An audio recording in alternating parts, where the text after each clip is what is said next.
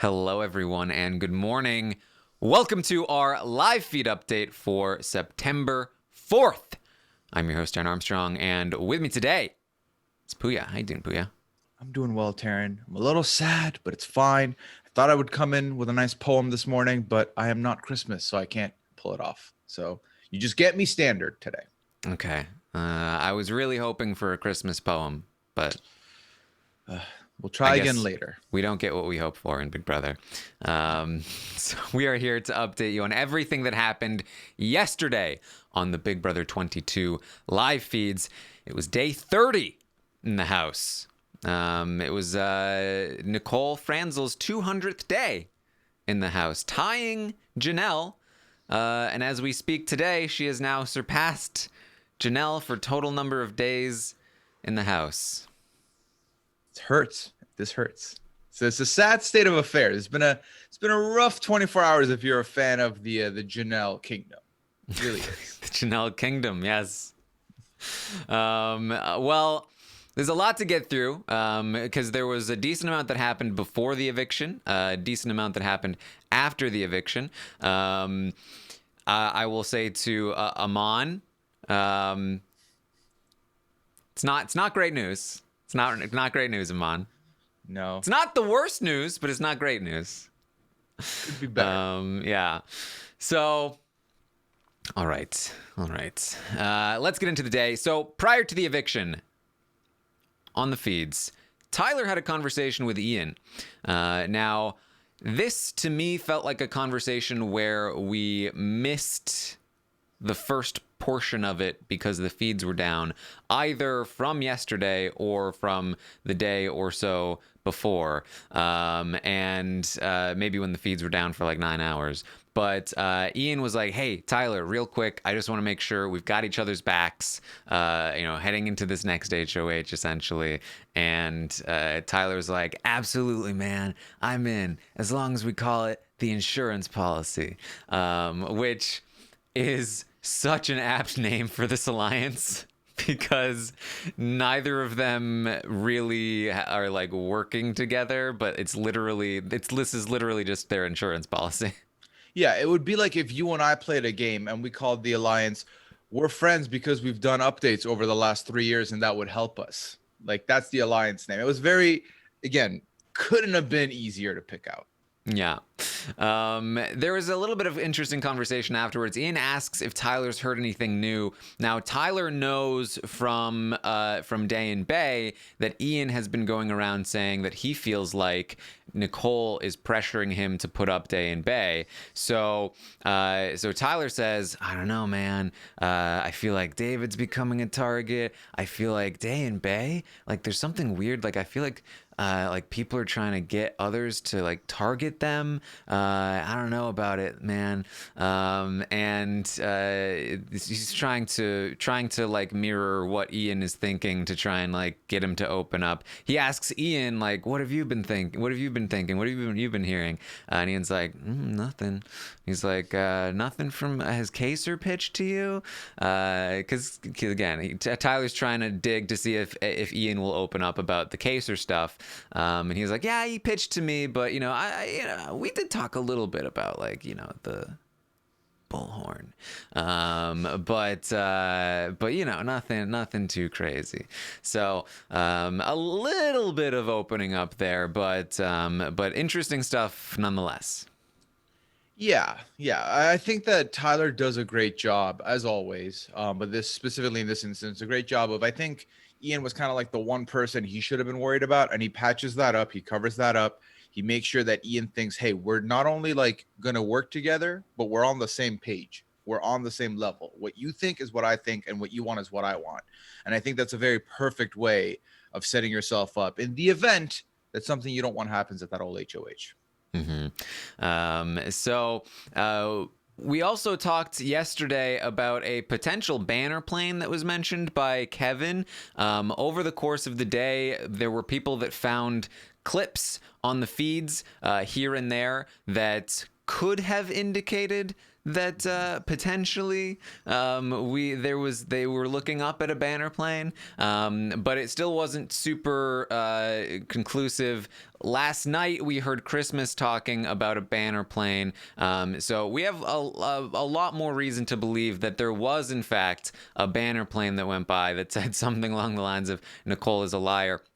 Which, I mean, honestly, like, do you guys, there was a wall yeller that said exactly those words. I don't know if they needed the additional banner plane, but, you know, you do you. You've got your own money. When in doubt, triple down is what I'm getting here. That's what happened. I do think, you know, I know it's been talked about a lot this past week. I haven't gotten to give my 2 cents on it, so I'll give my 2 cents on it. I think it's too much, fam. Like, we need to stop. Enough throwing things into the wind. I might be a little bit of a hipster like that, but once it's happened once or twice, like now it's mainstream. Now everyone's trying to get in on it. Like, now I'm out. Like, this is not good. Obviously, right now it's happening against someone that some of us are not fans of, but if the shoe was on the other foot, we'd be up in arms. So let's just be up in arms overall and move on. Like we're about to do in this update. We're just going to move on. Yes, exactly. Cody talks to Nicole, and he gives her the heads up that, hey, watch out, Ian is double dipping. He's playing us. He is talking to Kaser, and he is telling Kaser that you are pressuring him to go after Dan Bay, and now Day and Bay know about it. This is bad news. And Nicole is just like, ultimate betrayal. Nicole is angered, obviously, because the relationship that Nicole and Ian possess was supposed to strictly be a one-way street. Ian was supposed to only go with the Nicole plans, listen to Nicole, do as Nicole would say. Ian is kind of straying away a little bit. He's doing his own thing. Nicole's not about that life. Especially, we all know that in opportunities like this, Nicole knows exactly how to make it work for herself because she ups the emotions, she ups the feelings of betrayal, and even though it shouldn't work, it pretty much always works. So again, Nicole's doing what Nicole does best, and again, it's looking somewhat successful. Yeah, if Machinimo is still a thing, we could do like a little Halo reenactment. Betrayal. And so Ian, she says, oh my God, Ian was trying to get me to throw the HOH. What is he up to? This is no good. And they talk about like, all right, screw everyone else. Like, Ian is our number one target at this point. This guy is deadly. He's got to go. Can't believe he would rat us out like that. You know, you don't want someone who's going to be a rat in your midst. You really don't. You don't want someone who's going to betray you at all. To me, it felt like in this, like, because this was all leading up. I haven't even gotten to like when the episode had happened. So in the lead up, it felt like Ian's loading his bases, but then also at the same time, someone else is starting to cover those bases back up again. So it was like he's fully out there with something that he wants to do, but also other people are now privy to it, which I think is, if you're an Ian, it's the worst thing for you because, and we'll talk about it coming up, this is not a thing that Ian can vibe with. Mm-hmm. So Tyler talks to Kaser. He sits him aside in the storage room, and he's like, "Look, man, I just want you to know I'm keeping Christmas." But they agree that they would both love to be friends outside of the house. Tyler says, like, "Hey, man, I respect you so much. I've never told anybody I'm voting him out before. This is the first time." And Kaser says, "Look, I've got all the alliances mapped out." And Tyler's just like, blow it up, man. Blow it up in your speech. And Kaser says, it's been awesome playing with you. It's a nice moment.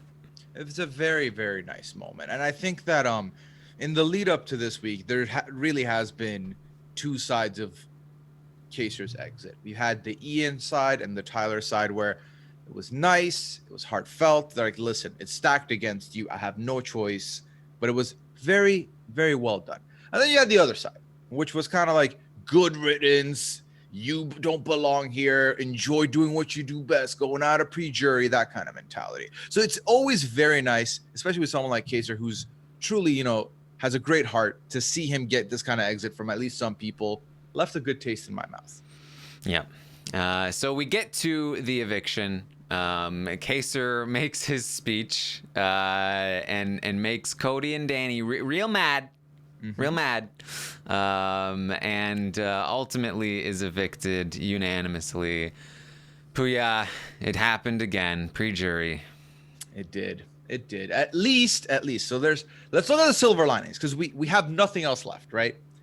It happened, but it was 30 days. That's a month. That's a month in the house. That's good.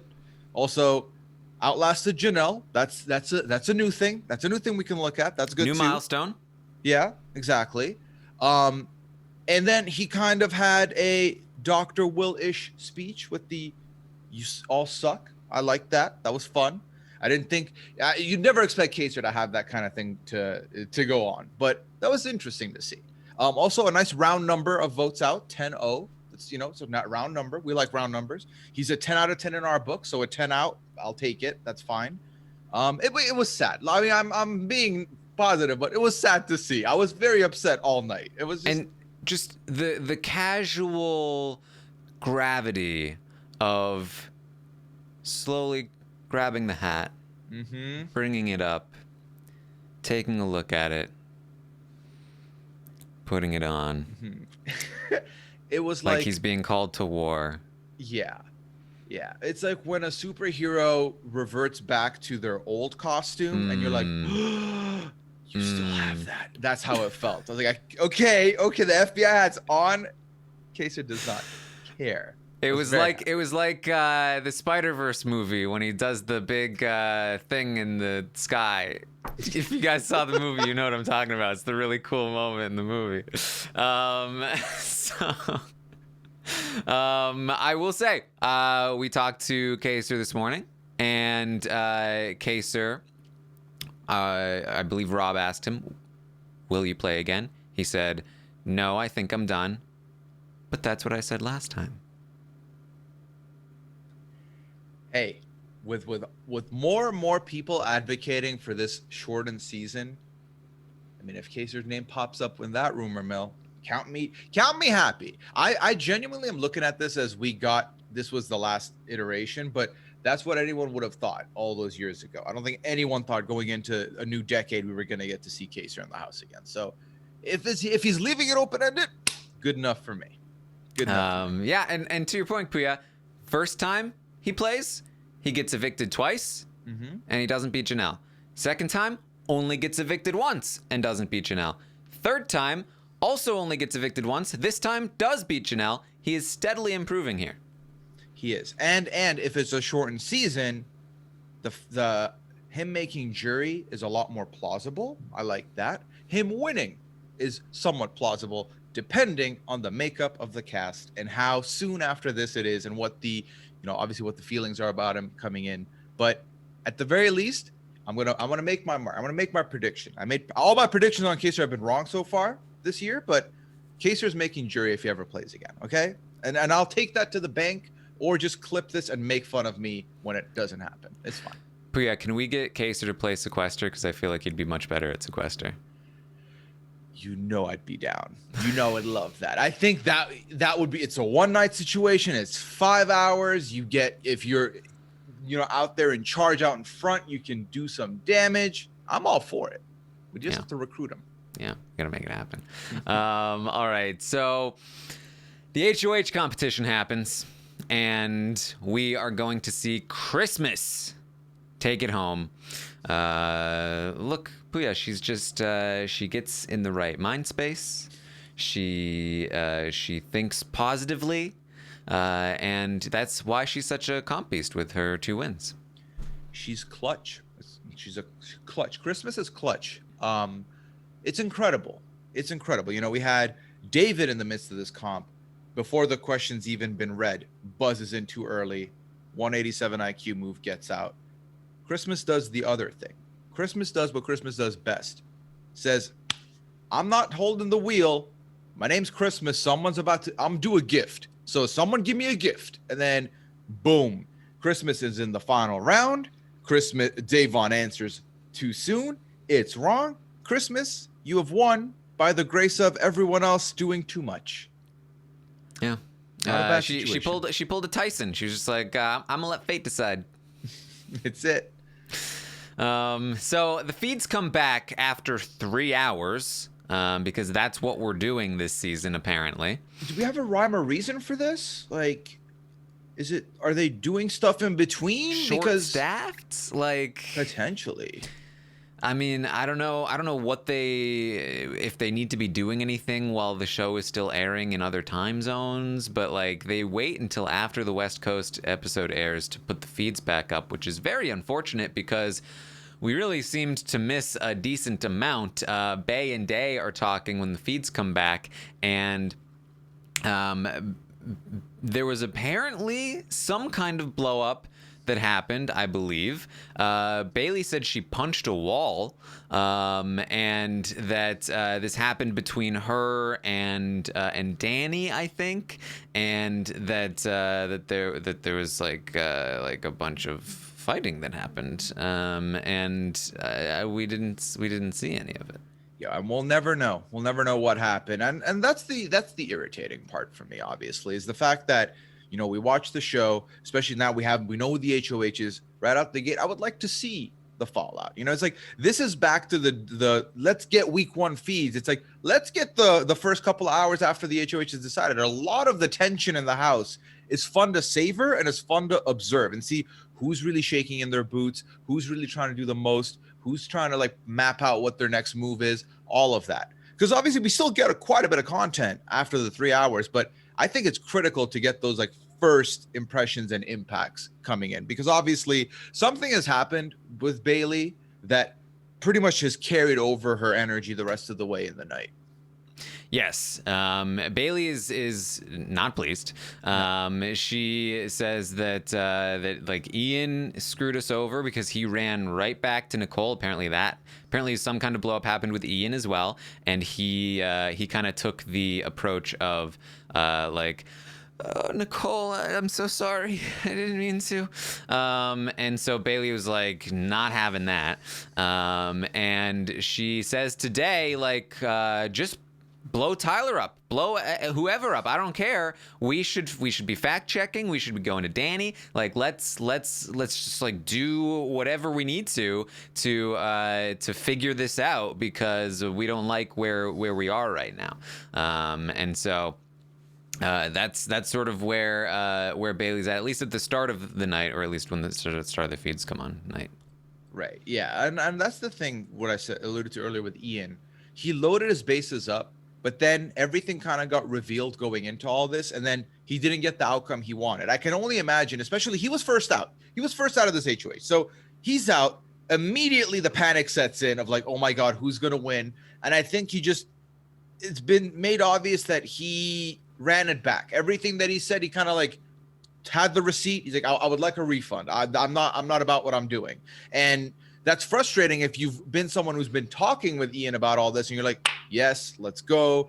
Ian, we're about to do this. It's a good time. But Ian's the only one who's due for a refund. Everyone else doesn't have a receipt anymore. So it's frustrating for them having to deal with Ian doing this, but also this is how Ian is. I feel like he was in a tough spot of, he just doesn't want to deal with any extra anxiety and problems for the week. And clearly, now that this information's out, he knew he was going to have to feel that wrath. So he couldn't help himself but to like run it back. Mm-hmm. So that's sort of the thing, and it seems like this is definitely a possibility that Bay and or Day will end up ratting Tyler out to Danny. That Bailey was not happy. She's basically like, Tyler shouldn't be able to get away clean, essentially, I think is the message here, that like they shouldn't be the ones in trouble only when Tyler was a part of it too. And so I think that's still in their back pocket. It does not happen this night for, I think, some reasons, and those reasons might be why it doesn't end up happening. But something to watch out for this week in general is this notion here that Bailey or Devon might end up outing Tyler's role in the Danny business. Whether it's Bailey sort of out of like the sort of like spite of like, hey, you should be dragged down with us, or like Devon kind of like doing the fact checking thing of like, well, Tyler told us this. It does really feel like this is a distinct possibility here, Pooya. It's definitely possible. It could also be the heat of the night where they clearly are feeling pressure put on them. They've been feeling pressure put on them for literally no reason for so many weeks. And now there's this stuff that's happening. And Ian's feeling a type of way. They're feeling that. It's like, why is Tyler just fine? Mm-hmm. And I don't think what is being realized at the moment is that, well, Tyler has to be the one person that they don't have any heat on so he can continue trying to work stuff from within.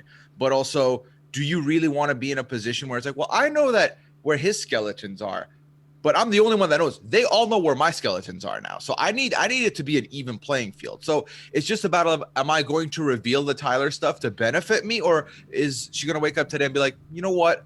Tyler will benefit me if I don't blow his game up, if I don't put this stuff out there. And it is a tricky spot because you have these two options of I can retain this Tyler information and hope that he's working to help me, which is putting your faith and trust in Tyler, which is never really a super strong move.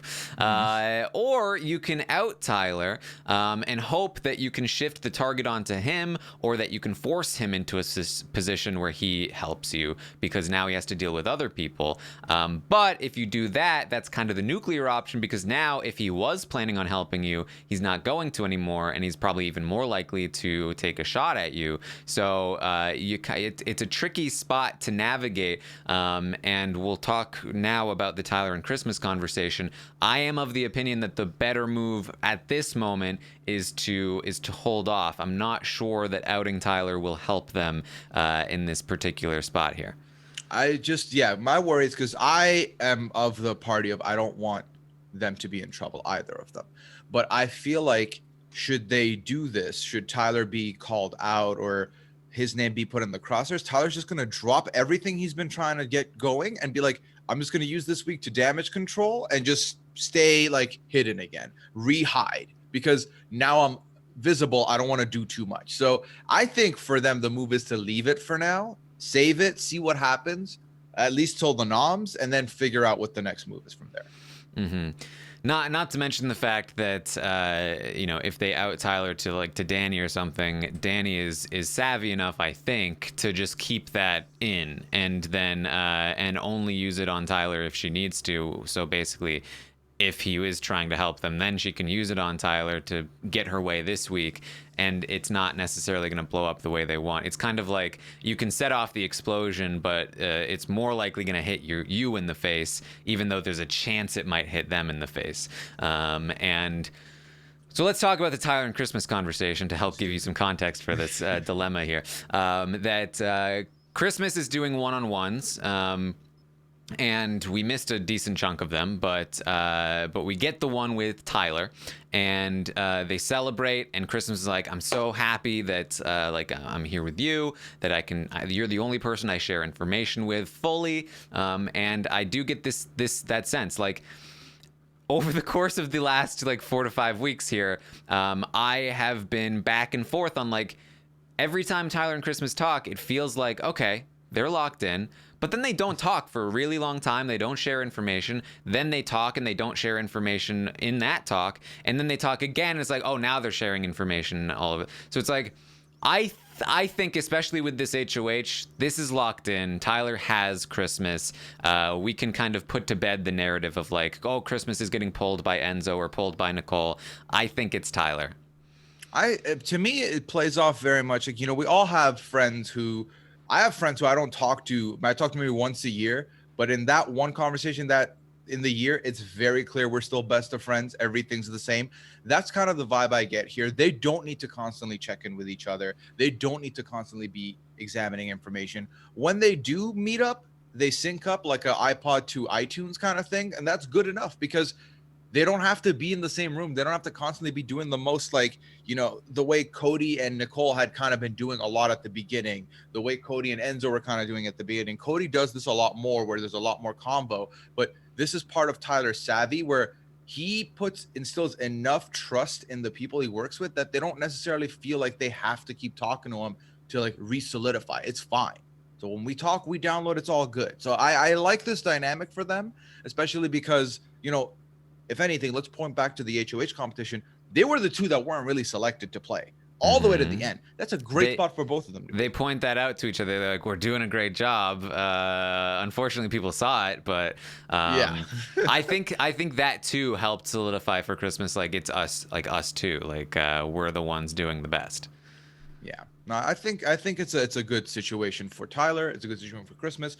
The only worry would be if Tyler's in a little bit of hot water and information starts coming out and then people start like pinpointing the HOH competition a little bit more, then he's in trouble. But before any of that has happened, before any of that evidence, so far so good. Yes. So Christmas says that she wants to go after Bay and Day. This is what she's been saying for a few weeks. But she is like open to Tyler's suggestions and thoughts. Tyler basically says, with everything that's happening, with all this blow up stuff, I think it's best to keep the conflict in the house. Meaning Danny's going after Bay and Day are going after Danny, which means there's two over here, there's one over here. If you take out one over here, then there's still a 1v1 situation happening. She says that Kaser's plan was for Day and Bay to put you and Danny, Tyler and Danny, on the block and backdoor Cody, and like they were agreeing to it. And Tyler's like, oh, okay. And so and they were. So Christmas says that she wants Bay out over Day, and Tyler says, I'm okay with that. Christmas says Bay is the better player overall, just strategically, competitively, and Tyler also says that also you don't want her in the jury. He would know. We're back to this old chestnut again. This point is weird to me, but I mean, he can specifically say it because like his experience and how that all went down, but like. It's a very weird reason to want to get someone out. So this is pure speculation on my part, but the night before, Tyler talked with Danny in the Have Not room, and they were talking about all of this stuff, and he was doing his like I'm not coming for you thing that he does with her, and he was asking her about her jury vote. And he was like, you were a little bit of a bitter juror, right? She was like, no, absolutely not. That was never like, I would never vote bitter. I voted for Portia because, that's what I like genuinely felt was the right thing to do. And, it's Rachel. She was very firmly like, I am not a bitter juror. And then, I think that Tyler... I think that, again, this is my speculation. I think that this really matters to Tyler. I think that he looks back at his original game and he says he's thinking, I think, that the thing that went wrong is that I lost the jury vote. And the main culprit for that is Bailey. Am I really going to let Bailey back on a jury? Even though we've patched things up, I'm hearing that she's still talking about me. She is still, she's basically told me, like, if you screw me, you're dead to me. And I don't think he plans on going to the final two with her, which puts him in an always tricky situation of, like, how does he get her out without being the one to get her out? I think that some of the motivation here, at the very least, really is about this jury stuff. Yeah, well, I think, both of them, they come from the same season. We've talked about extensively how they've patched things up coming into this season where, Tyler's joked about, like, I don't want your fans coming after me. I'm sure she doesn't want his fans coming after her. They're going to be working together. However, we've seen it time and time again where Bailey's very nervous about, is Tyler going to play me again? Is this going to be a problem? Bailey's like, and then the other way around. Like they're constantly both going to be worried because that is the one person in the house they can look at and be like, I have a direct experience with you in this house that I haven't really been in all my life. So when I'm here, I know what you've done to me. And that's not a great spot to be in, especially if we're talking about a situation where Tyler's looking at himself. I lost by 1 vote. What was the reason I lost? We talk about how Enzo keeps saying that he lost because he couldn't win comps. This is Tyler's comps, is the jury vote. This is all the only thing he can look at and be like, this was the flaw in my game. Because for the most part, he played a pretty darn good game last time. So he's like, if I'm going to do the same thing, well, I'm not going to really change the formula. The one thing I do need to change is the makeup of the jury to benefit me. So I need to make sure that if I'm going to double cross people, they're not going to look at it and be like, I'm not voting for you because you double crossed me. If that's a reason, he doesn't want them there. Yeah. And again, this is just my speculation based on a couple of pieces of what Tyler has said. But yeah, I mean, when you look at this cast, the only quote unquote bitter jurors are, Bay and Danny, potentially. I guess maybe some people would argue Day, but I disagree with that personally. I mean, you can kind of argue about like what even qualifies as a bitter juror and all that, but a lot of these people didn't even vote in a jury because they either went pre-jury or they made it to the final two. So I think that it's interesting thinking about how your jury vote might actually impact your game in a returning season, and how that should maybe be something that you think about when you play the game. But again, all speculation here. So Tyler says to Christmas, hey, if you associate, if you make this move, if you put up Bay and Day, then you're basically going to be associating yourself with Danny, and it's going to look like you are choosing a side and you're choosing Danny's side, which means that you might get put up on the block next to Danny, which is not that terrible because people are really sketched out by Danny. Also, you never know. You put Day and Bay up on the block. If something happens with the veto, people are so sketched out by Danny, you could make peace with Day and Bay and throw Danny up there as the replacement. That's another option as well. And she agrees that that's an option. And so that's kind of where they're at. And so this is why I feel like, because again, Tyler is relatively neutral in this conversation. It's clear that Christmas is pushing in one direction and he's very willing to go in that direction. He also talks about like you could put Danny up now, but he doesn't push hard at all. He just throws it out as an option, doesn't push it at all. But he does make sure that Danny is still in the conversation, that Danny is an option for backdoor, Danny's an option to go home next week. And so we've heard him say this before, that with Day and Bay on the block, that they can vote one of them out and the other one will be grateful because they had no choice. But if one of them comes down off the block, then the other one will be expecting everyone else, Tyler included, to vote to keep. So let's say for instance, Davon wins the veto, comes off the block. Davon will be expecting Tyler to vote to keep Bailey. And if he doesn't, then he pisses off Davon, and now he's lost Davon completely. So with that in mind, he said they have to stay on the block if we're going to take that shot. So if one of them comes down, I do think it is in his head that it is a serious option to just abandon the plan entirely and throw up Danny as the secondary option, better than pissing off Bay and or Day, whichever one comes off the block. I think that Tyler knows exactly how to do this. We've seen him control someone else's HOH in the past. And the best way to control someone's HOH is to make them think that you have nothing to do with it, that you are 100% with them and listening to them. And I thought this is how we played it off last night. I thought it was a very calm, cool, collected way to do so. I do think he's letting it be known that there are more, like there's a lot of other options, a lot of other ways you can do things. If you put people on the block, it's not over. Don't just say final decision. Like there's other stuff that could happen. And I think that's a smart way to go about it, especially because given that I would assume he's a student of the game, he knows that something could happen today. He's got to know that something could be happening today, right? So There's a lot of options in the air. He's not about to go in and pull the full Enzo, be like, yo, we need to get her out. And yo, I don't trust her, blah, blah, blah, blah. He's not doing that because that's not going to work on someone like Christmas, who genuinely believes that her speech was impeccable, genuinely believes that she should get the hosting gig, genuinely believes that she won this competition through her own volition. So someone like that, he's playing it perfectly right now.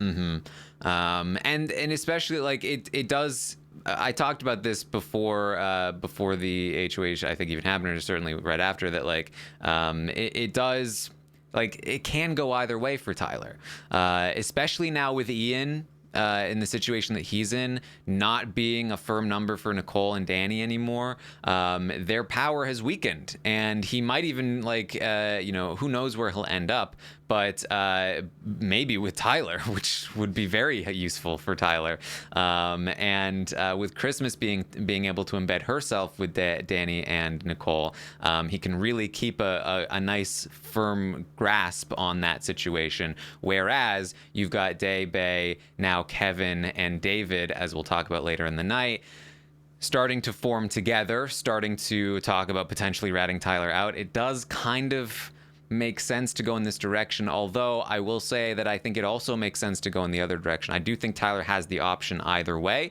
and I think that's why his options are open either way, that if the veto goes a certain way, that Danny is another potential option. However, as I talked about, if Day and Bay rat Tyler out to Danny and this blows up, then I think that more likely than not, this option will come off the table because Tyler won't want to keep both Day and Bay in the house, and he'll have an excuse to vote one of them out, even if the other one comes off the block. I guess there's a small chance that if it really pisses Danny off and Danny's like just so anti-Tyler that he's like, well, I guess I need to backdoor her.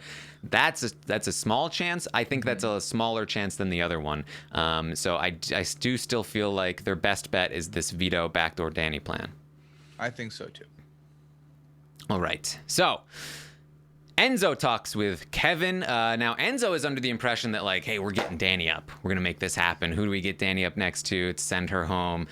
He talked with Kevin about it. Kevin's on board. Enzo is very like still anti Danny, or at least it appears to be here with Kevin. Nicole talks with Danny and Tyler, or I should say cries to Danny and Tyler. She's like, I had a conversation with Bailey and it didn't go well. So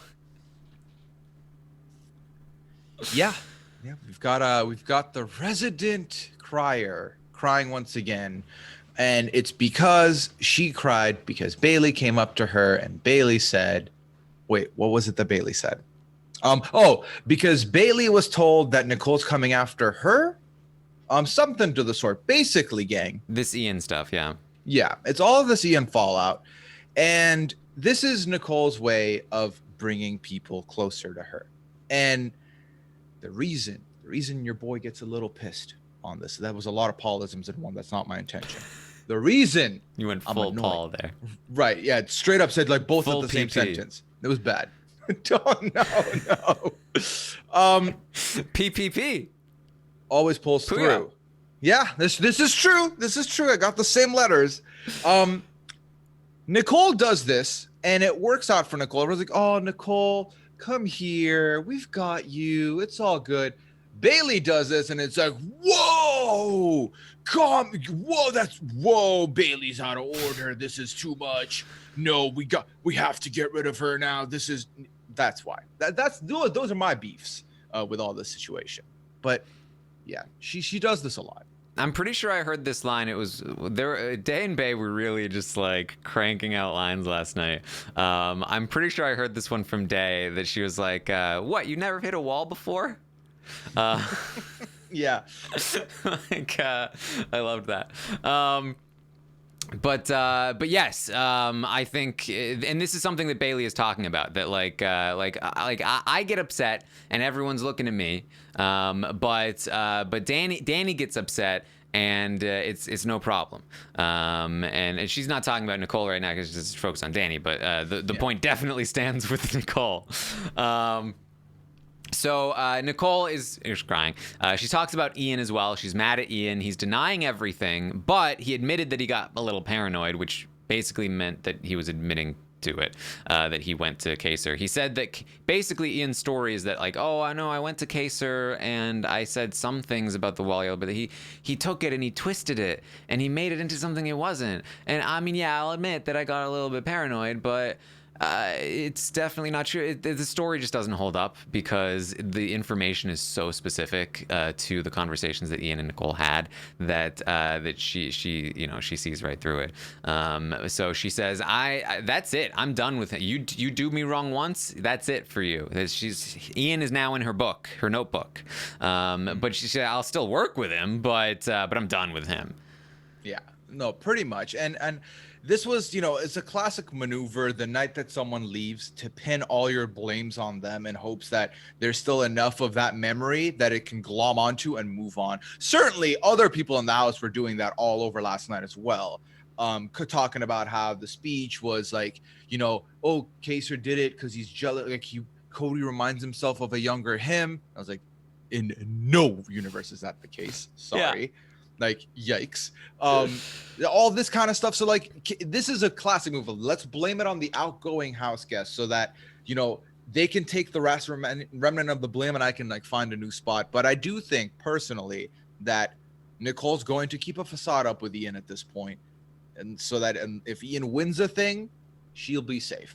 But I do think that ultimately it's going to be hard. This is a relationship that's strained.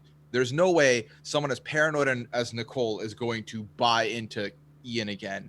And this is just, so I guess my one question here, Taran, is do you agree with the backtracking Ian did? Or once the ship had sailed, he should have just looked forward? Like, was he right in trying to attempt to bring it back? He doesn't have a choice here. Now, we're going to talk about his conversation with Bailey in a second. I think that he's absolutely right to try and backtrack, because if he doesn't, then he could be going home this week. If the veto is won and it goes, and he has no idea that Tyler's still going to go after Danny. He has every reason to believe if the veto is won that he would be a backdoor target in this spot if Danny and Nicole are in control, and he owns the fact that, yeah, I did screw you over, Nicole. I'm not with you. That's very dangerous for him. Not to mention the fact that even if he doesn't get backdoored this week, he's in heavy water next week. Whereas if he allows Bay and Day and even like Kevin and them to like be because they are the ones that outed themselves in the competition, and so that kind of gives Ian the option to shrink back and be like, just deal with me last, and kind of do his backup plan of making it to 8 or 9 and then try to win out, which is still not a great strategy. There's no good choices here, just to be clear, but I think it's the right call to try and retreat. However, as we'll talk about with the Bay and Ian conversation, he does not handle the talking to the people that he's screwing over by backtracking very well at all, and that's not great for him. It's still better than being targeted by the house, and it's not like Bay and Day are going to be able to go after Ian anytime soon because they've got bigger fish to fry. But he could handle this much better, and he could have a much better story to tell. Yeah, I do think that ultimately my takeaway is that the target, because it started looking like there's going to be a big target on him going into the HOH. The target might have been removed, but the damage that was caused to his game last night has left him kind of on an island where now kind of no side's going to be trusting him moving forward, really. And it's just a matter of who's going to need him as a number. So if he survives long enough to become a number again, he can be reintroduced. Or he just uses the time this week to patch things up, because I do feel like it strained a lot of his relationships in one night. And here's what I will say, Pooya. I think the intent, and this is, I think, true of just Ian's game in general, the intent is good. I think what he's trying to do is the right move. But I do think that the end result is actually worse than if he had just owned it. Because if he had just owned it, then he at least could be in with, you know, Day and Bay and David and Kevin, and have and even if one of them goes, he at least still has David and Kevin and Bay and or Day, hopefully, as a little bit of a counter group. Probably gets to keep at least some connection to Tyler, which could leave the door open. It's not an ideal spot, but it's a better spot than completely alienating those four and being completely stuck. And so, the idea is good, but he could not execute it properly, and now he's in a very rough spot, which you'll understand a little bit better in just a second. So Danny and Nicole have to talk after Tyler leaves. They say that they want Bailey gone, and that they do not trust Kevin after that HOH, because Kevin... So this was the knockout competition, and the things got exposed. Like this knockout competition was everything that a knockout competition is supposed to be, except for the end result. And they really exposed people's spots in the game, and Kevin in particular throwing Nicole and Cody up really was like, oh, I thought we had Kevin, we don't have Kevin. So he's in a bit of a tricky spot now as well. Kevin is infuriating to watch and to like look at, and to like see him be, you know, he's in the underdog like grouping, but I don't really even want to see him succeed. Like he does the whole like, oh, I don't know, I really don't know, I'm sorry. Okay, Cody and Nicole, okay, but like it's not even that he was acting. I think he just genuinely isn't there, like thinking about it at all. Like, but the thing is, I think that was acting. I do. You think that was acting? If that was acting, that was not great.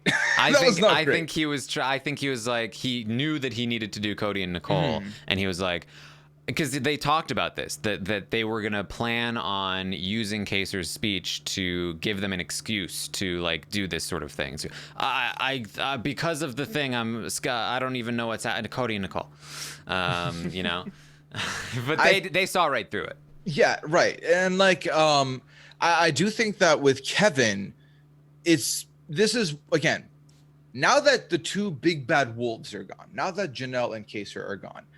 And this is something that I've started feeling and percolating on. So let me know if, you know, if this is a thing that we're feeling, if it's a thing that's going on.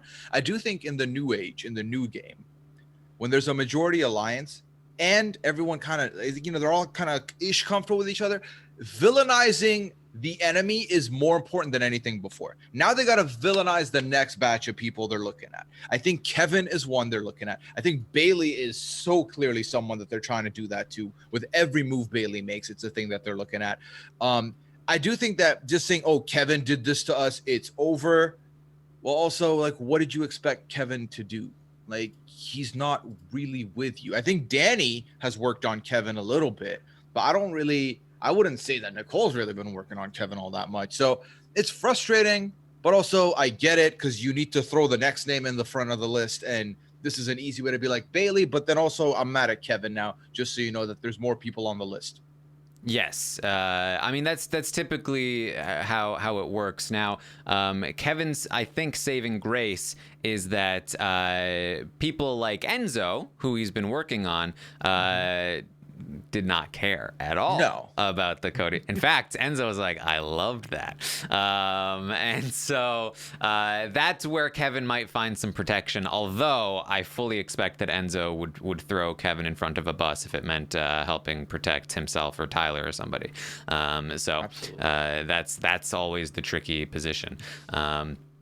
But Danny also talks with Nicole about Tyler. Nicole is still a bit skeptical of Tyler, and Danny says, no, we can trust him.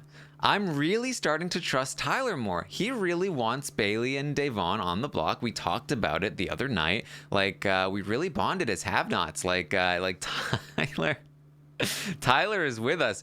And this is where, again, I feel like this to me was such a funny situation, because in Big Brother 14, Dan and Brittany used Ian to take out Boogie and Frank, right?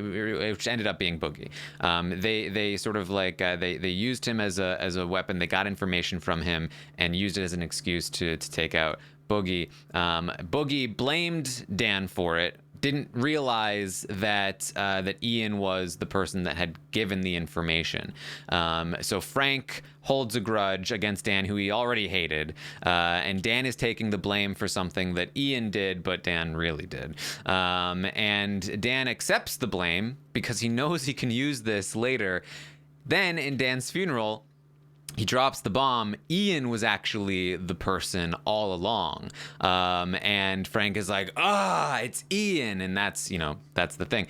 Now Ian is in a spot this season where Ian is taking the blame for Tyler. And he is getting all the heat when Tyler is the guy that was really behind Day and Bay flipping on Danny. But Danny and Nicole are convinced that it was Ian's fault that Day and Bay were against Danny. That Ian is the one that told them that Nicole and Danny were trying to get him to go after them. And Danny is talking about how she trusts Tyler. And I personally am waiting for the dam to break here, because this information is just on the other side of this thin wall of no, Tyler did it. And we know that Danny is predisposed to not liking Tyler. She says she's trusting him now, but I think that only makes it more explosive when she finds out that Tyler was behind it all. I really feel like there's not a lot holding that back, and I'm really curious to see if and when it happens that she finds out. Yeah, that'll be a very interesting couple days. However, maybe it just opens the floodgates and we go from there. But, and to someone like Tyler, I like watching him play himself out of situations that are shaky. I feel like this would be a true test on this game. If he was to get caught or have his name put out there, what he would do. It'll be very hard for him to run it back with Danny, especially if Danny starts feeling like a complete fool, because he's been able to just snow her into this very, very heavy sense of protection. She feels completely good with him right now. So if for whatever reason that information gets out, I think that the wrath of Danny will be fun to see, and I think the Tyler plotting would also be very fun to see. I'd be okay with that. Yeah, I feel like this position of just really starting to trust someone is the worst possible place for the betrayal to happen. Because if there's full trust and you betray someone, it's you can kind of get that back sometimes. If it's no trust and you betray someone, it's well, I didn't expect you to, so I'm not actually that mad. It's this I was just starting to trust you, that it's that's never gonna happen again. But we'll see. Christmas talks with Cody. She lets him know about the Bay and Day wanting to backdoor him thing. So Cody is aware of it. Bailey talks to Ian, and she's like, "So, what's going on, Ian?" Now, just to quickly give you some context for this, Ian approached Kevin about Nicole and Cody are running the game, so on and so forth. Then he approached Bailey, and he talked about there are people that are running this game. They're trying to get people to target each other. There's an octopus in the house, and don't eat it because that's old boy. And that he says that there's somebody in particular that's running the house. Let's say it at the same time. And Bailey says Danny, he says Cody, and they're like, well, let's talk later. So then it comes all out tonight while the feeds were down that Ian is like, oh, no, I didn't betray Nicole. I didn't say anything about that. It was all these people. It's had nothing to do with me. So Bailey is under the very reasonable assumption here that Ian just completely screwed her over here. And so she's like, what was going on? He says, I didn't say anything. I was talking to Kaser about, he gives his general lie story, which is a very bad and not believable story. He's not the best liar, Ian. And so he's like, I only talked to Kaser about these small things, and then he really took it and ran with it. And she's like, I know that's not true because we had a conversation on the hammock. What are you talking about? You told me that there were two people running the game, and we talked about it, and I said Danny's name to you, and now they know that I'm going after Danny. What's going on? He was like, I was just trying to see if you were coming after me for real in that conversation. She's like, what do you, okay, so you tricked me. You lied to me. That conversation was a trap, right? And he's like, no, that's not. I just really screwed up. And she's like, oh, no, you didn't screw up. I'm screwed. You and your friends get to stay, and I'm the one being looked at here. And he says, oh my God, Day, Bay, oh my God, I'm so sorry. And she's like, she's done. Oh, now you're calling me by the wrong name. Like, I just need a minute. Yeah, there's a lot to unpack here. And let me just say, I am not the best person to speak on this, probably. Okay. I'm not like the person who's going to know the most, but I'll give it a shot. So, you see a lot of like, well, Bay's, why is Bay mad? What's going on here? Bay's like, a lot of people have talked about Bay could be a loose cannon, whatever. From the moment they've come into the house, Devon and Bailey have been seen as a duo. They do work together. They do vibe together. But they're being seen as a duo because they seem like a good fit to be a duo. And stuff like this, with Ian saying the wrong name, further confirms that kind of situation where you're literally just comparing us and saying we're the same person, basically. We're so similar that we have to be working together, that we have to be on the same page, that we have to be the same person. And this is frustrating to someone like Bailey. I mean, think about the path Bailey's had so far in this game. Anyone she's been associated with has been bad for her game, has been poisonous. She was with Janelle, poison. She, talks to Kaser, poison. She puts trust in Ian, turns to bite her. So I'd be mad if I was in her situation. I'd and then it's a matter of, am I going to be able to control it? Maybe not. Maybe I would be losing my marbles in like going through that, because what else am I supposed to do? How am I supposed to play my game if I'm literally being seen as someone who is, I'm interchangeable with another house guest whenever it's convenient, and also I can't trust anybody, or anyone that I trust is the wrong person I trust? It's very hard to navigate. And then we go back to the emotional stuff where now, Bailey can't get mad about stuff. Bailey can't, get irritated with people playing her. She can't get irritated with Ian being playing her, but Nicole can, and that's allowed. Danny can, and that's allowed. These are conversations that we'll probably have at some point. Again, I'm not the person to do it because I don't think I'm the best, well-versed person to bring it up. But these are some of the reasons I wanted to put out there, just in case you want to think about them, of why Bailey might be very mad about the situations that are going on, because it's damning. It really is. Yes, and I've talked about this before, but I think that also the context matters in terms of like where Bailey and Ian are in this conversation, where Bailey is feeling like, and she's not too far off, like Ian is just toying with her and playing with her and lying to her, and that she and this isn't it doesn't actually go this far, but in her mind, like Ian just set me up. For days he's been setting me up. He's been coming for me. He's been a toy of Nicole's this whole time. He's part of Nicole and everything she's been doing, and Danny and everything she's been doing. And then at the end of this conversation, after lying to me, he calls me Day. Like that provides another layer. Like, this isn't like two people joking around and he accidentally said Day instead of Bay. This is in the context of something that is like a very serious conversation, and one where she already feels like she's being toyed with. And so I think it's very understandable why, on top of everything else that you said, Pooya, why she would feel upset about it.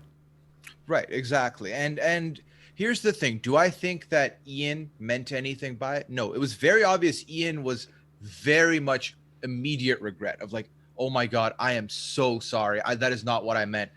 Bailey was like, I'm just going to collect myself and move on and leave. So I'm not saying that Ian's got like any kind of malice in his heart for it. I'm not.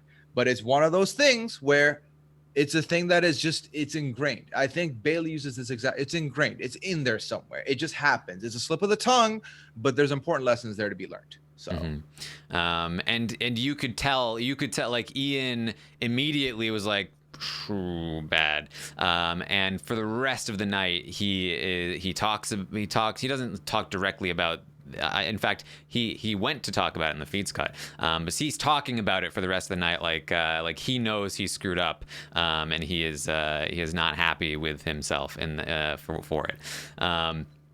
So Bay goes and talks to Day, and she says, like, Ian screwed us. And so now this is sort of, I think, what might help Tyler. If Tyler doesn't get exposed, I think it's because Ian is taking, again, all of the hits here. And he's taking the hits with both sides, with both Danny and Nicole, and now with Bay and Day, who now feel especially like Ian is the one that set us up. Ian is the one that screwed us. Ian is the one that like we're blaming for this. It's not Tyler's fault, which is like true. Tyler didn't screw them over. With the information, it was actually Ian, and then not intentionally, it was Ian via Kaser to Day and Bay, who said it to Cody, and so really it was. If you think about it, it was actually Bailey's fault because she told Cody about the Ian information, and then he went to Nicole about the Ian stuff, and that got back to Dan. So, but also, Danny was coming for them before any of that happened anyway. So it's really nobody's fault but Danny's. If you really want to go back, but they're blaming it all on Ian, and so Ian is taking the brunt of this, and they're not talking about Tyler anymore. But again, that's a thin defense for Tyler, and it could easily be broken. Bay, Day, and Kevin start talking, and they're like, we're in trouble, Kevin. He's like, what? Why? Because he just had a conversation with Enzo where he was like, Danny's going up. And so they're like, because did you just see what was happening? He's like, but I thought that, it's Cody and Nicole. Like, are they going after, like, and like, what are you talking about? Like, they're like, why are you playing dumb with us, Kevin? Like, this lasts a while. And it's honestly, it's difficult to even parse what the thing is here. I'm pretty sure the bulk of it is that when Kevin talked to Ian, it was Nicole and Cody. Those are the two that are running the game. And Davon was like, Danny is the problem. And he was like, I don't think Danny's a problem. Danny's the distraction. It's Nicole and Cody that are running the show. That's the information that he has. And we talked about this a little bit, that, Kevin and Day were like really just like out in their own worlds when they had this conversation. And so I think they didn't even fully understand each other when they were talking. And so Kevin was like, great, I talked to Day about how it's Nicole and Cody and it's not Danny. And then remember yesterday on the update, I mentioned that he went to Danny and he asked her if there was anything weird happening. He went back to Day and he was like, I really don't think Danny's involved. Like, I think that she says nothing wonky. Like, Danny is the distraction. It's Nicole and Cody. And so when they're like, it's obviously Danny we talked about, he's like, I thought we were talking about Nicole and Cody. And they were like, don't play dumb with us, Kevin. We had a conversation. He's like, I swear we agreed that Danny was the distraction and it's Nicole and Cody. And they're like, and Davon's just like, do you not listen to me when we talk? And they just like, they really start to get into it. And he's laughing because he thinks it's like, this is just a misunderstanding. But Bailey is like, I'm not joking. I hate you. Because think about it. Think about how much conversation time the two of them have had. They've never gotten along. Yeah. Yeah. This is just infuriating. And especially with Kevin saying, like, Kevin literally uses the term, well, can you he doesn't, okay, I don't remember the exact quote, but it was like, teach it to me like you would teach a 5-year-old, is what he kind of says. Like, can you spoon feed me the information? Because I'm not getting it. I just need to, I'm sorry for whatever misunderstanding I have. Just please tell me the thing and I'll agree with it. I promise. And they're just like, you can't get out of it now, Kevin. So that's going to continue a little bit later. Bay's going to talk with Enzo. Enzo talks with Bay about hey, I think we can get Danny up. I think we can get Danny gone, giving Bay some hope, and really hammering home, I'm on your side. We need Danny out. And she's like, well, why is Cody protecting them? And he's like, I don't know, yo. I don't know. But I don't care, yo. I'm going to take them out. We'll take out all his side piece. We'll force him to come back to us, yo. That's it. And like Enzo is the only person beyond Day that that Bay is like not mad at during the night. She's on board with Enzo. So Nicole and Ian talk. Ian denies that he said anything to Kaser about targeting Bay and Day, and she's like, because I didn't even do that. I would never try to make you do something that you wouldn't want to do, Ian. I would just manipulate you into doing it. He said, but again, it's this conflicting story of, yes, I talked to Kaser. No, I didn't say you were trying to get me to go after Bay and Day. Yes, I was paranoid about the bullhorn, and I talked to him about that a little bit. But no, I didn't say anything specific. But yes, he specifically knew everything that we talked about. It's a very hard line to walk, to successfully maneuver, and I just don't think the tools were there for that to successfully happen at any point. Yeah, I mean, I told Ian. I told him. I've been telling him for days. Ian, stop. Why did you talk to Kaser at all? There was no point. No point. He was going home. It's done, though. He was gone. Like, you could have spent those days just, swapping niceties, hanging out. But like, you did too much. You did too much, and now you're on this lonely island, like you're Andy Samberg and the crew. Like, it's not a good position for you. And like, I guess the whole point was to have Kaser do his speech, but there was literally nobody in the audience of Kaser's speech that hadn't already been talked to by Ian that needed to know you know what I mean? Speech didn't reach anybody except for Cody and Tanny. Like, it was a great speech, but right. It's not like it changed the game. It did anything significant other than basically out the fact that this was being talked about, and that because the information was already out there, that Ian was talking to him about it. Yeah. Just frustrating stuff there. Nicole then has a conversation with Davon, who wants to know about what's going on with what happened in the HOH competition. Why were we being targeted? Also, why did you run up to Christmas when she won? Like, oh, thank God the Day didn't just win that HOH. And Nicole is like full, like, oh no, I knew that you would think that. Oh man, no, definitely not. I was even thinking, I even said to somebody like, oh, I would have totally done the same thing if Day had won. I was just celebrating. I was so happy. And Nick Christmas is my friend too, so I was just very happy for her. And so... Yeah, so the other thing that comes up in this is, so when Kevin didn't know who to pick, I felt like he looked at you and you signaled him to do this. And she was like, no, I looked at Memphis because I thought he was going to pick Memphis. So I don't know where that's coming from. So then that comes up, and then this comes up, and it's just like, Nicole, stop with the nonsense. Like, really, truly stop grasping at straws here. Well, it's basically like two people who just shot each other, but now they're out of bullets, and they can't do anything, and so they're just like, so why did you just do that? Like, oh no, I didn't mean to do that. I was just like, I just kind of was like, just kind of enjoying myself, and then, oh, I just accidentally shot over in your direction and happened to hit you. I'm so sorry. But also, why did you shoot me? See, I also just was happening to play around with some things, and I was looking over at Memphis, and then I accidentally was like, oh, and I saw a thing over there, and then it just happened to shoot you. Oh, man, this is such a misunderstanding that happened over the course of this HOH competition. It's how silly of us to have gone through this. We really should talk more often so we don't have these silly misunderstandings in the future. And then they walk away and they're both just like...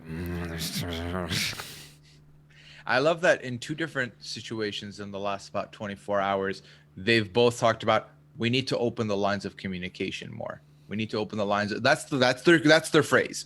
And if anything, every time they talk, I feel like the lines of communication are more strained and less likely to be effective because they're playing each other. I'm pretty sure they kind of both know they're playing each other at this point.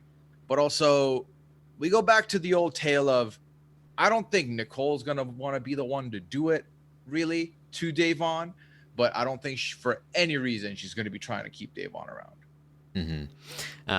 So they also talk about the Ian rumors. They both, again, they're pretending that they only know a little bit of it. Like, oh yeah, I was hearing that it's like somebody was trying to get Ian to come after us. I don't know who. And Nicole's like, yeah, it was me that they were saying that they were trying to. And I was hearing that, you know, Ian was saying that I was trying to get him to target somebody. I don't know who. Davon's like, yeah, it was me that he was trying to. And they're like, but they just blame Ian for it.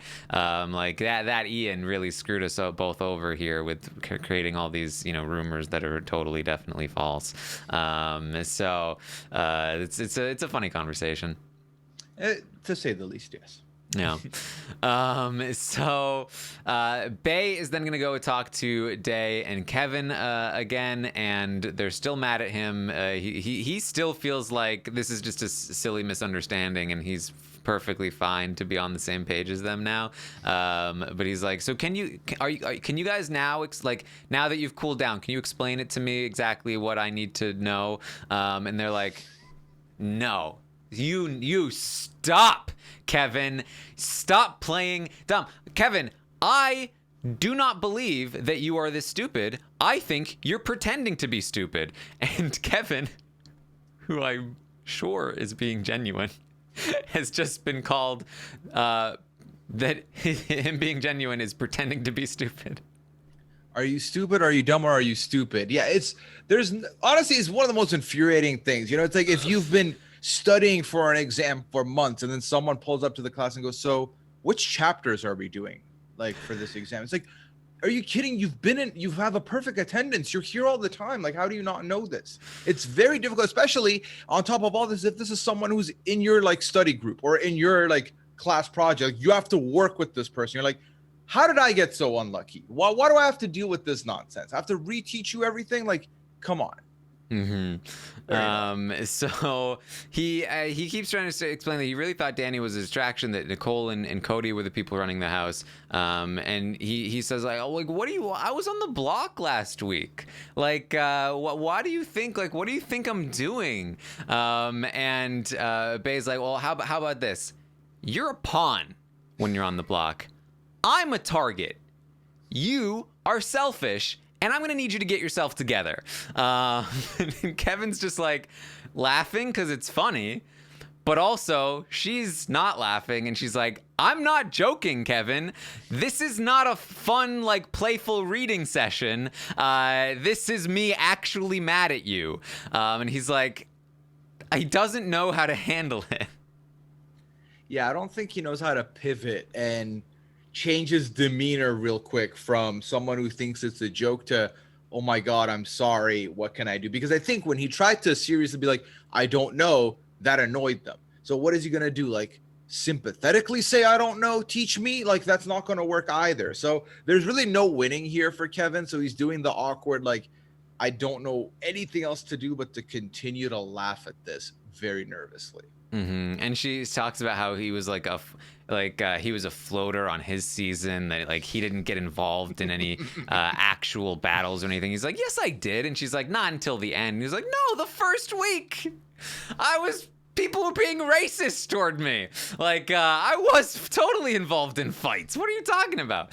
But it's very messy over there.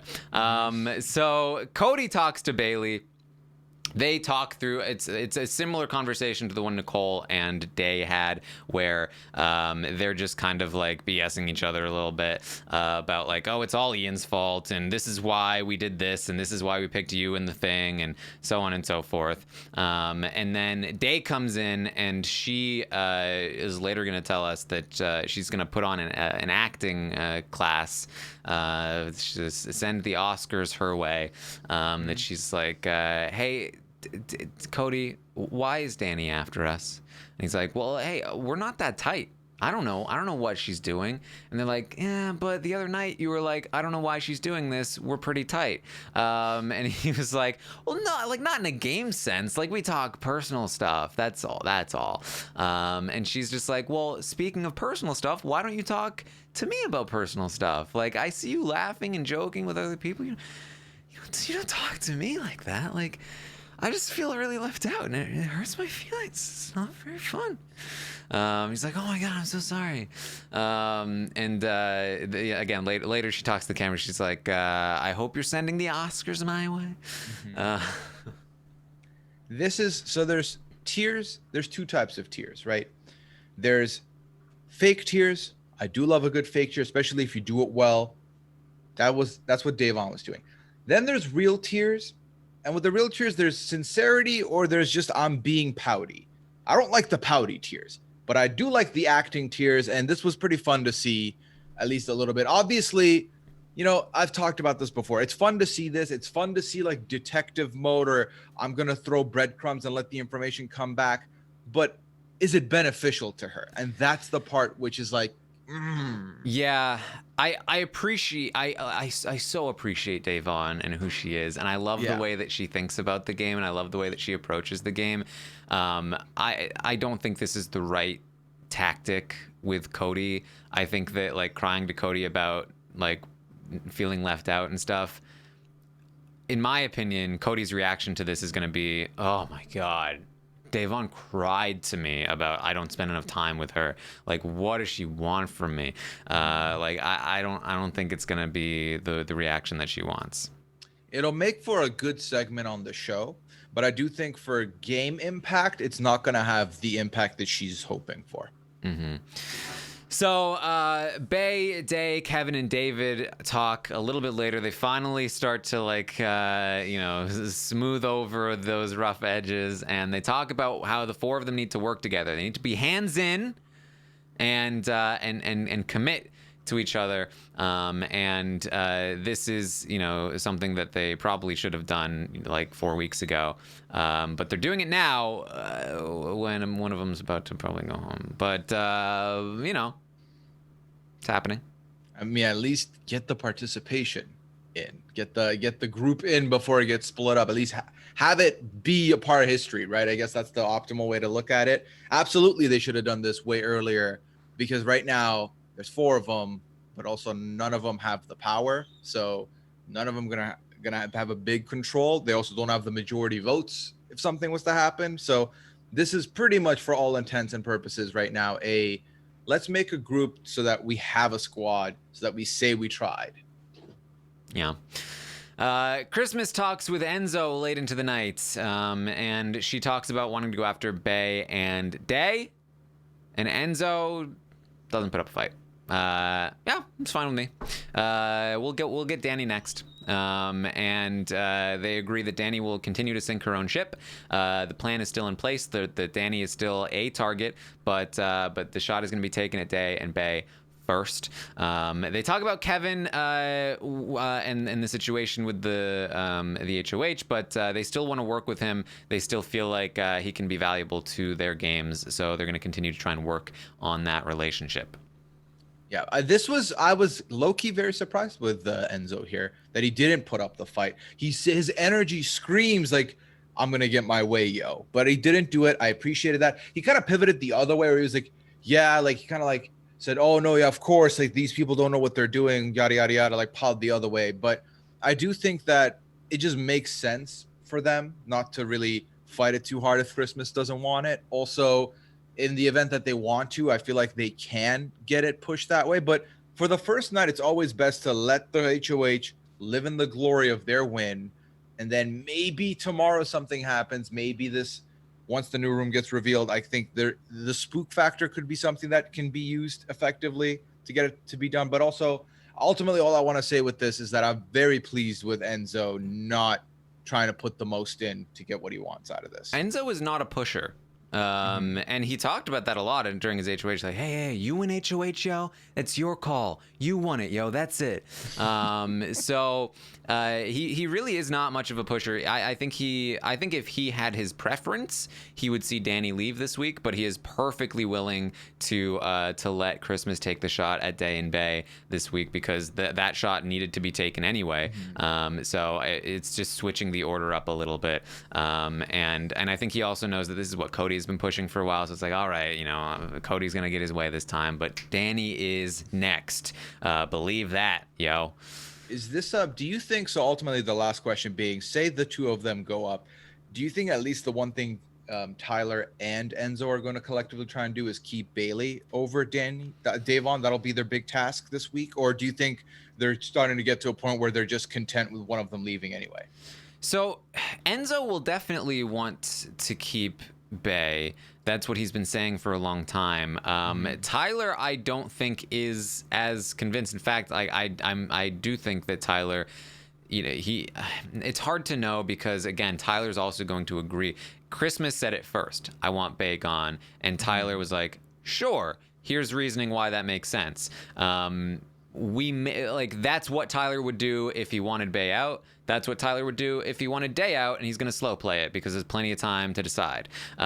So it's hard to say exactly who he wants out. Like I said, my theory is that he might be worried about Bay and the jury, and that might be a reason that Tyler does want Bay out first. And in addition to that, keeping Davon around kind of works for you with a few other pieces on the board. David, for better or worse, doesn't have as good a connection with Day as he does with Bay, so it helps Tyler pull David in a little more. It helps with a few different things. And Christmas is right. At the end of the day, Bay is just a little more of an active player who can get in with people, and a little bit, I think Bay's the better player.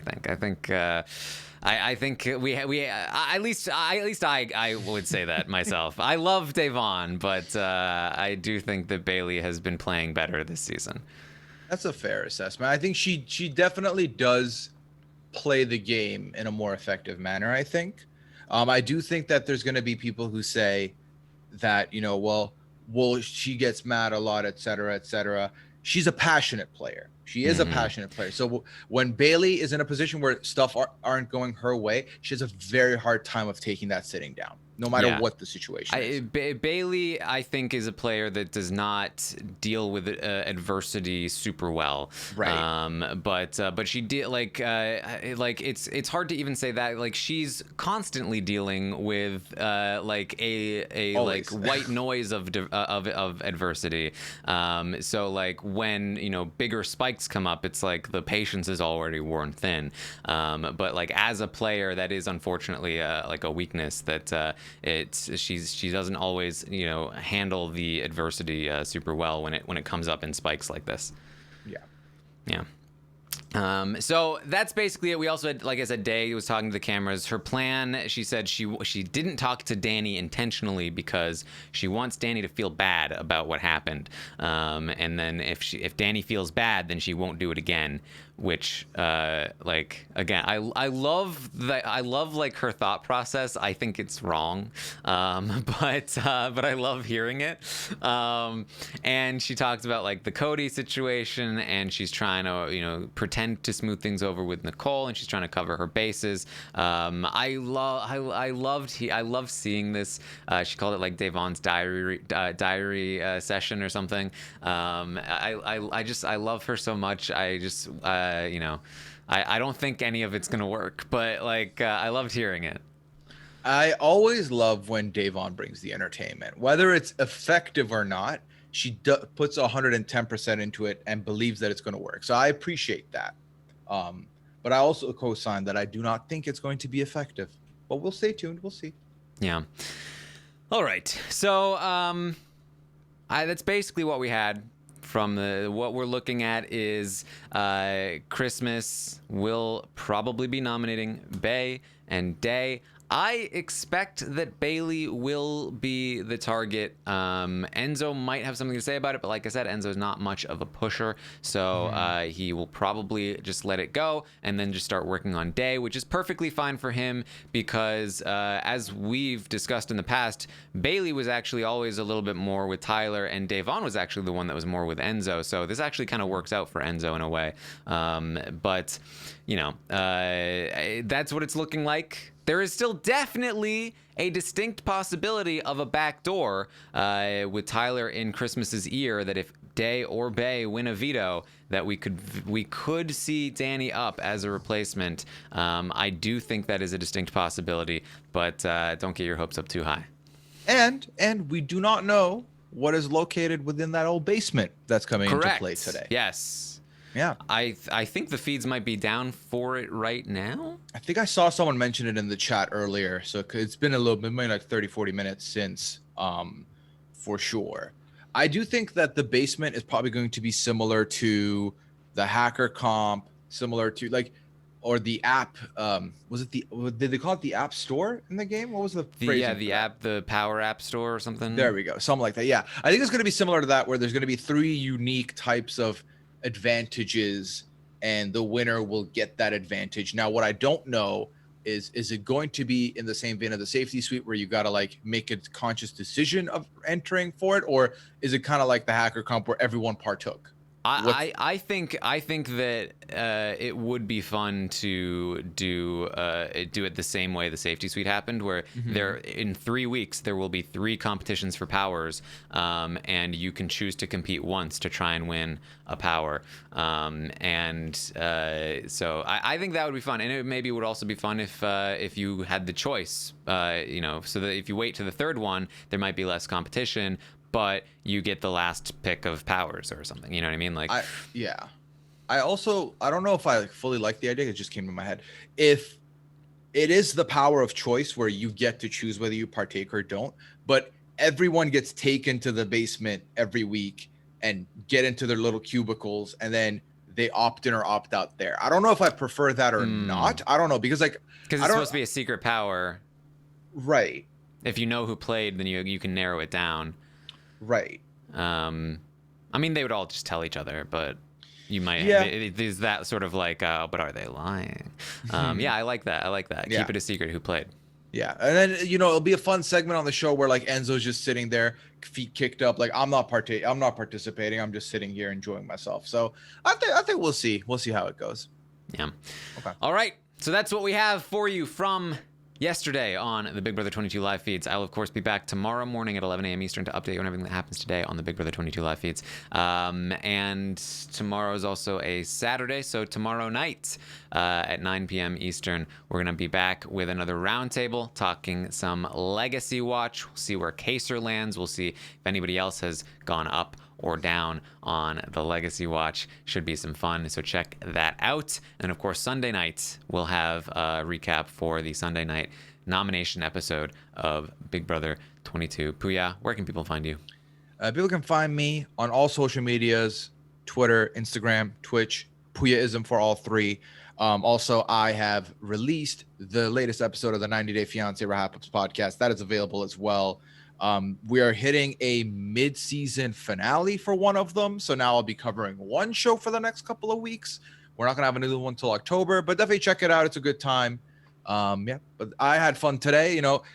Despite Kaser having left last night, I feel a lot of positivity going into the rest of this game. There's some intrigue. The feed should be interesting this week. I think the wrinkle of the basement should add some interesting elements to it. So all in all, not a bad spot to be in on a Friday morning. Or afternoon now. Yeah.